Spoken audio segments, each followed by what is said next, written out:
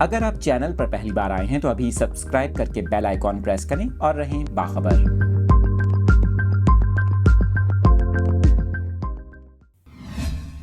اہم خبر آپ کے ساتھ شیئر کر رہے ہیں۔ حکومت کے خلاف ایک بار پھر دھرنا دینے کی تیاری کر لی گئی۔ جمعیت علماء اسلام کی جانب سے موجودہ حکومت کے خلاف کراچی میں 2 مئی کو دھرنا دینے کا اعلان کر دیا گیا۔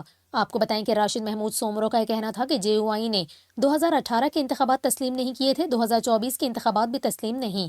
انہوں نے کہا کہ اب فیصلے میدان میں ہوں گے۔ سندھ میں امن و امان کی صورتحال خراب ہے۔ اس کے علاوہ ان کا یہ کہنا تھا کہ معصوم پریا کماری سمیت 800 سے زائد معصوم لوگ کچے میں ڈاکوؤں کے پاس ہیں، انہیں برہنہ کر کے مارا جا رہا ہے، ان سے زیادتیاں کر کے ویڈیوز بنائی جا رہی ہیں۔ اس کے علاوہ ان کا یہ کہنا تھا کہ وزیر اعظم کی موجودگی میں کچے میں جوائنٹ آپریشن کا مطالبہ کیا تھا، اس وقت کے وزیر اعلیٰ نے میری مخالفت کی تھی۔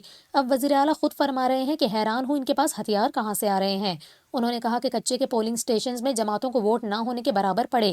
اگر ڈاکو پی پی سے کنیکشن نہیں رکھتے تو وہ کچے میں آپریشن کے لیے سنجیدہ کیوں نہیں؟ کچے کے پولنگ سٹیشنز کے نتائج بتا رہے ہیں ڈاکو پیپلز پارٹی کے رحم و کرم پر ہیں۔ اس کے علاوہ ان کا یہ بھی کہنا تھا کہ اسمبلی میں بیٹھے پیپلز پارٹی کے نواب سردار اور وڈیرے ڈاکوؤں کی سرپرستی کر رہے ہیں۔